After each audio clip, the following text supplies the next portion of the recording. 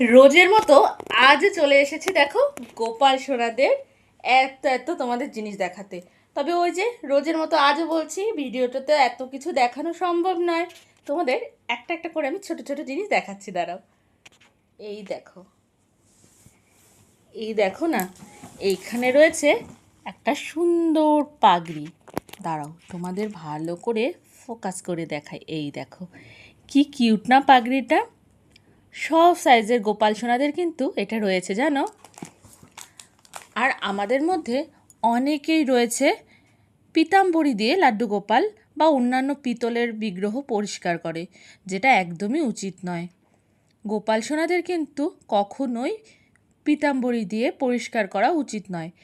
এটা কি রয়েছে বলো তো, এটা একদম গোপাল সোনাদের জন্যই, বা অন্যান্য যে কোনো পিতলের বিগ্রহ পরিষ্কার করতে পারবে তোমরা। এই দেখো, তার জন্য গোপাল সোনাদের জন্য এই শ্যাম্পুটা রয়েছে। ভীষণ সুন্দর ফুলের গন্ধ এর মধ্যে। আর এই দেখো, এখানে তোমরা দেখতেই পাচ্ছ, এখানে ফুলের প্রচুর ছবি রয়েছে, আর তেমনি ফুলের সুন্দর গন্ধ রয়েছে এর মধ্যে জানো। এটা দিয়ে কিন্তু গোপাল সোনা সুন্দরভাবে পরিষ্কারও হয়ে যায়। গোপাল সোনা কেন, যে কোনো পিতল, অষ্টধাতু, রূপো এবং স্টোন ডাস্টের বিগ্রহ এর মাধ্যমে পরিষ্কার বা স্নান করানো যায়। সপ্তাহে 2-3 দিন ইউজ করতেই পারো তোমরা।